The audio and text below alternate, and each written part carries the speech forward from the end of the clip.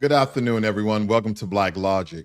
So, a lot of news has been happening because of the prisoner release, as well as some of the hostage release from both Israel and Palestine. Hamas has released their three Israeli hostages, or Levi Sharab or Had bin Amid, after 491 days of captivity. Now, in return, Israel freed 183 Palestinian prisoners and detainees. This exchange is part of a fragile ceasefire deal that was mediated by Qatar, Egypt, as well as the U.S., aiming to secure the release of additional hostages and establish a more lasting peace. Now, the frail conditions of this release hostages have sparked widespread concern and condemnation against Hamas for the treatment of their people. Now, concurrently, tensions have arisen with Hamas accusing Israel of delaying humanitarian aid and emphasizes the essential supplies, a charge that Israel absolutely denies. They stated that the prisoners were treated fair and were fed properly. Efforts ongoing to maintain the truce and negotiate subsequent phases to establish a more lasting peace. Now, these are some pictures here of the Israeli hostages and Palestinian prisoners. Now, as you see here, there's a significant change in their appearance. He looks here, and this is my personal opinion. If you look at the first picture from left to right, top and bottom, the one on the top is the same gentleman on the bottom, and he looks significantly lighter, almost anorexic, so to speak, stemming from his original picture. We move to the second picture. You can see these people have lost possibly over 50 to anywhere 80 pounds. We can see the loss of body weight and muscle mass when you look at their original pictures. And this, again, a first depiction here. So both sides are stating that their people was not treated fairly. Palestinians say 7 released prisoners admitted to the hospital.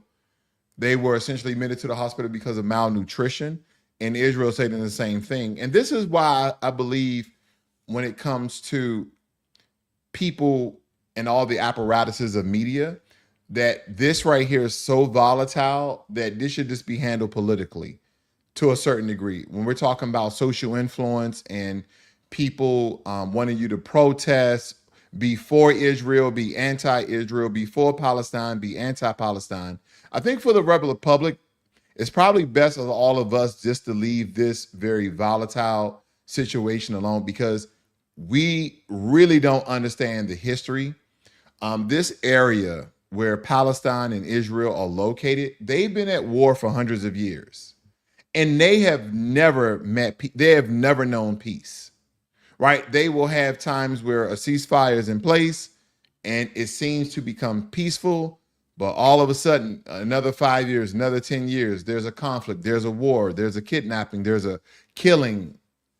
So again, I think that majority of us probably need to volatile situation like this alone.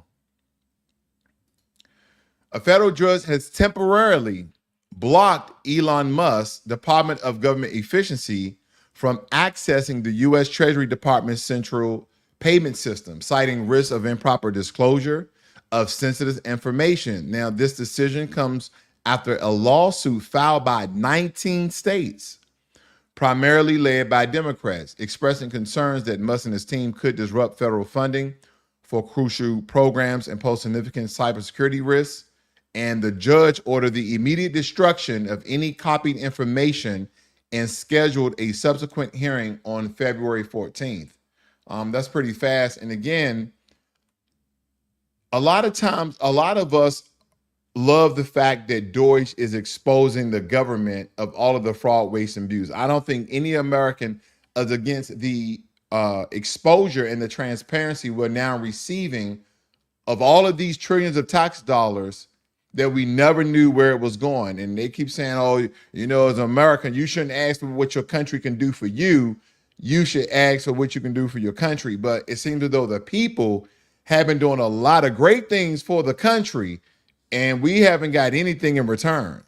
So I believe that DOGE, this the construct of it, this the idea of it was great, and it's operating great. But I think if they are in gear 6, they need to really gear it down, maybe gear 2 or 3, because there's some sensitive information and you may not have people on the DOGE squad who may not be as trustworthy. We heard of reports that someone at DOGE, I think around the age of 25, I don't think the age is significant, but just another detail, that they release people's personal information on online, and they have gotten fired from that. But this is someone who supposedly is a part of DOGE, because they have access to a lot of personal information on everybody. I look at it with the good and the bad. Okay, are these people vetted? Do these people have security clearances that are going in looking at people's personal information? So that's one. On the other hand, because again, we shouldn't just have a lot of smart people together with no orals or ethics rather, of how they're going in with people's personal information. Because again, we have those rumors, and we'll confirm those rumors, that information of tens of thousands of Americans were released, and we're talking about their name, date of birth, and social security number. So again, but my take on DOGE is very, very good, because DOGE has revealed tens of billions of dollars that the American government have been using on all sorts of weird experiments. But most importantly, the most blatant is that money are going to bank accounts, or they're going to accounts with no recipient. Okay, so you're not sending the money to no organization, no company, no country. It is going to a bank account with no recipient. So again, they are revealing tens of billions of government waste, fraud, and abuse dollars that we not only should we absolutely know about it, but our charges ought to come up from this. Because I don't know if you guys are aware, DOGE is now looking into the history of Anthony Fauci.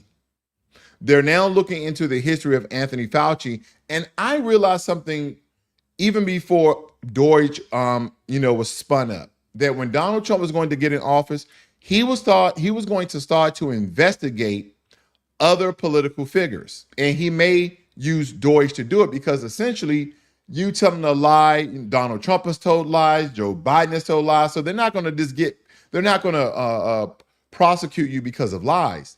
They're going to prosecute because of the actions of fraud, waste, and abuse. Because when DOGE personally goes to investigate who was in charge of that account, where that money was sent, who collected it, who spent it, I think we're going to start seeing some political figures or some of these government officials possibly either with large fines or even land themselves behind bars.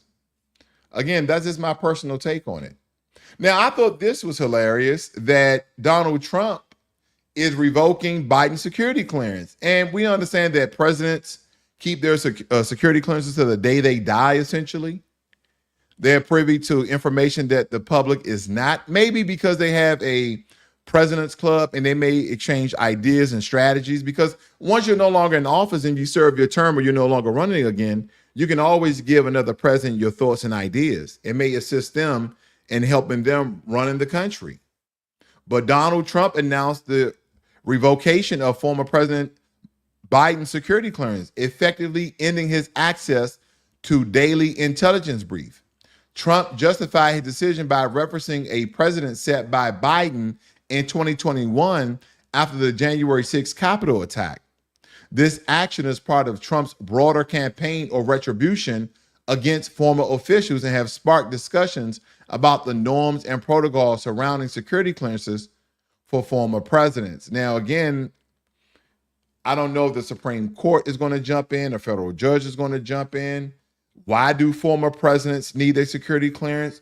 And then on the other hand, why can't former presidents have a security clearance and privy to intelligence briefings? I just don't know. It just feels petty. It just feels petty. Again, Donald Trump is doing a lot of things all at once. So again, he's just grouping this in with other things he wants to transform for the country. But it is a bit petty in my opinion. But again, we all can be petty at times, can we not? I don't think Joe Biden at this point in his life would really care. It seems as though he loved to be on the beach. It's one of my favorite places, the beach by the water. But I think that's what he may do. He's like, okay, I don't care about the intelligent brief. There's more for me to worry about. I'm over 80 years of age. I no longer care because he did a lot of controversial things when he left the presidency, especially in those last 60 days. He did a lot of things. And we will end this one as sweet as we always have done. Thank you guys for joining me here today. If you're new to Black Logic, please hit the subscribe button as well as the like button. But for now, I want you guys to imagine a world where millions of people suffering from cataracts had no hope of restoring their vision. Now imagine that that technology to restore sight was invented by no other than Dr. Patricia Bath, who fought against racism and sexism in medicine to make it possible. Dr. Patricia Bath, pioneer ophthalmologist and inventor who created the laser phycoprobe in 1986, a device that revolutionized cataract surgery and restored visions to people who had been blind for decades. She also became the first Black female doctor to receive a medical patent, breaking barriers in a field that had long excluded Black women. Her work changed the world, yet her name is still missing from many medical history books. So today we give Dr. Patricia Bath her well-deserved recognition. Born in 1942 in Harlem, New York, Patricia Bath showed early brilliance in science and medicine despite facing racial and gender discrimination. She graduated from Hunter College with a degree in chemistry, earned her medical degree from Howard University College of Medicine in 1968, became the first Black ophthalmology resident at Columbia University at a time when Black women were barely accepted in medical schools. Bath defied the odds and excelled. Bath was more than just a doctor. She was a trailblazer in eye when it comes to health. First Black woman to complete a residency in ophthalmology, co-founder of the American Institute for the Prevention of Blindness, first woman to lead a postgraduate ophthalmology program, first Black woman to receive a medical patent in the United States. What was her mission? To make eye care accessible to Black and underserved communities who had historically been denied medical treatment. Now, in the 1980s, cataract surgery was high risk and required invasive techniques that often caused complications. Dr. Bath saw a better way because in 1986, she invented the laser phycoprobe, a device used laser technology to remove cataracts more precisely and safely. Her technique was faster, more effective, and less painful than traditional surgery. The procedure allowed patients, many of whom have been blind for years, to regain their sight. Dr. Bath's inventions have been used worldwide to restore visions to millions of people. Dr. Bath recognized that Black people suffer from higher rates of blindness and eye disease due to systematic racism in healthcare because a lot of things go unchecked. Black communities have limited access to quality eye care. Hospitals in poor areas lack proper ophthalmology resources. Many Black patients went blind from treatable conditions like cataracts and glaucoma.